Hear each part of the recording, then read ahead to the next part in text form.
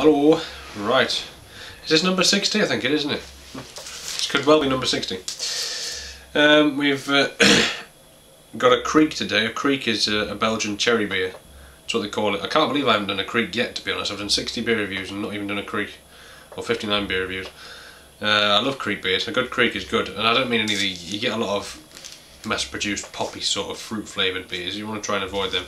One I can think of, I've got one just Timmermans. I think it's quite a big make in Belgium, but I had their Kriek and there was additives and things in it. It just tastes like an alcohol pop. It was rubbish. But this is the real deal. This is proper beer brewed with cherries.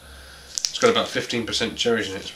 So it's a proper beer. It's just they add cherries halfway through the brew at some stage, and it just infuses and you get a real good cherry flavour without being, you know, sickly sweet. It's not like a candy sort of cherry flavour. It's, you know, it's actual proper cherry.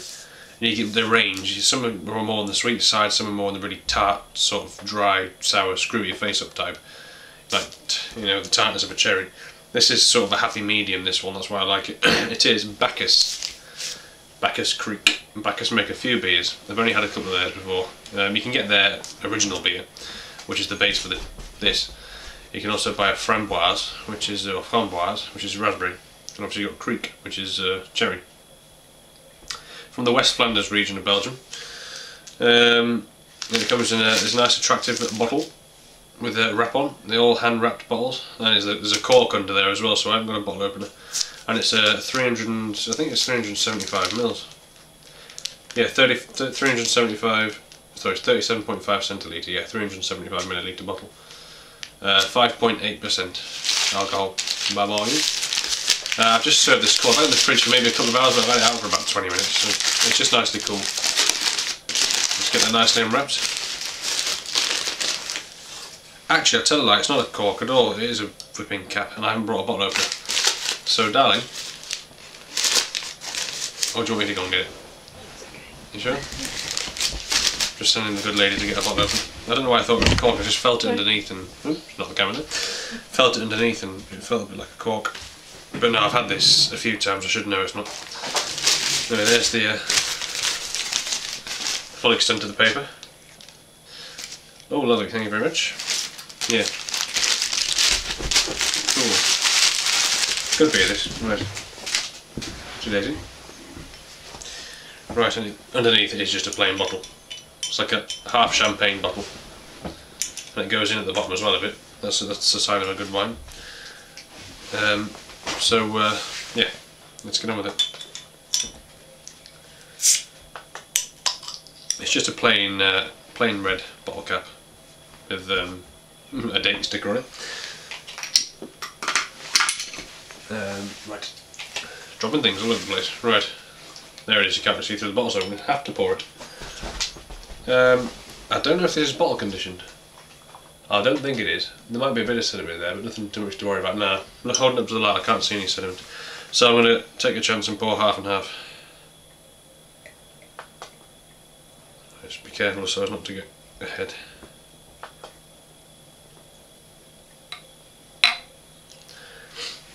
Right, I'm not going to get it all in this glass anyway because it's a big bottle. There you go. That's what it looks like. The head is fairly creamy looking. There's a bit of lacing. Good quality beer there. It's a deep red is the beer. So it's like a blood orange sort of colour. It's really good, and there's a slightly pinky tinge to the head as well. Lots of good natural carbonation. It looks like if you hold it up to the light, it just looks like a good amber beer. It doesn't look red per se, but there's definitely a redness to it. Obviously, you know, the cherries. Right. Yeah, lots of good natural carbonation in there. This is a good beer, folks. So it should be treated as such. Let's have a smell. Oh, excuse me.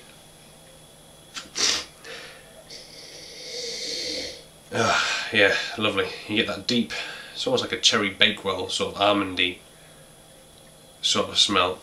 That's sort of the stem of the cherry, you can almost smell. You can definitely smell a deep cherry smell. Meanwhile, the good lady of mine is just adjusting the camera. Well, that's it, I think it was a bit wonky. So, what I've just been saying may have been filmed on a slight wonk in mine. you can, sorry for my bunged up nose folks, you can definitely smell the nice, second time around there was more sweetness of the cherries, really sort of fruity cherry smell, but it's deep, and you can definitely smell the beer as well. It smells like a good warming amber Belgian beer. You can just smell that through and through. It'd be interesting to try the original Bacchus actually, I'll have to do that one time.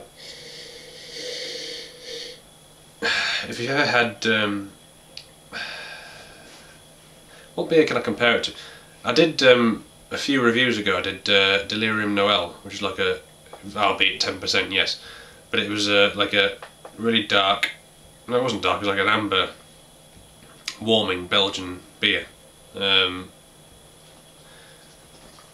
It smells a bit like that as well, but the cherries just dominate. It's a nice, fairly sweet cherry smell, but you can smell the whole cherry in there as well.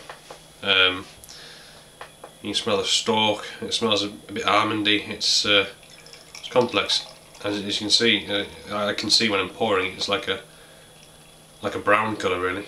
I mean, that head. Am I going to get all that in one go? I think I might do. Fantastic. That looks glorious. Absolutely glorious. I mean, that head, I mean, you can see there, it's just peeking over the top of the glass. And you see that right in the camera. And you see it wobbling in the wind. You see it wobbling? It's stiff. Stiff as anything. I mean, you could probably sit a coin on top of that. I mean, look, that's what we're dealing with. I'm allowed to do this because it's my own beer and I'm drinking it. See? Creamy. Oh, even the head tastes nice. But yeah. So without further ado, cheers.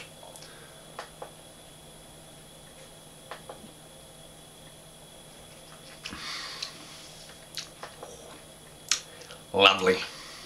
Lovely.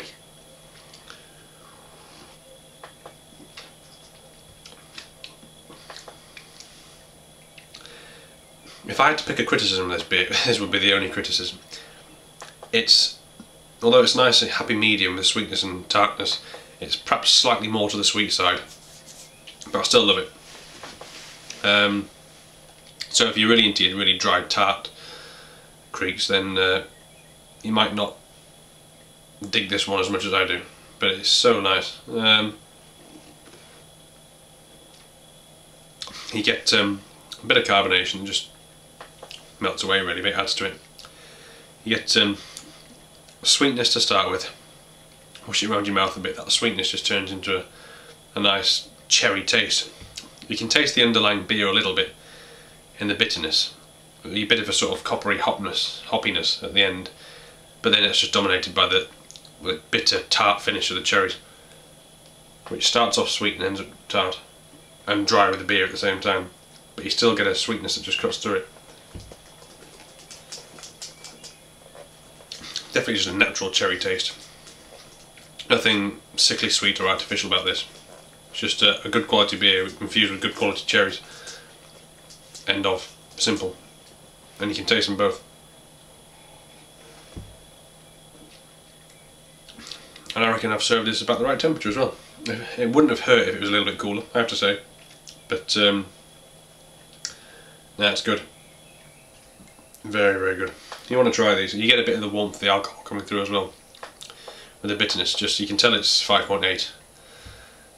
Which isn't overly strong for a Belgian beer, but still.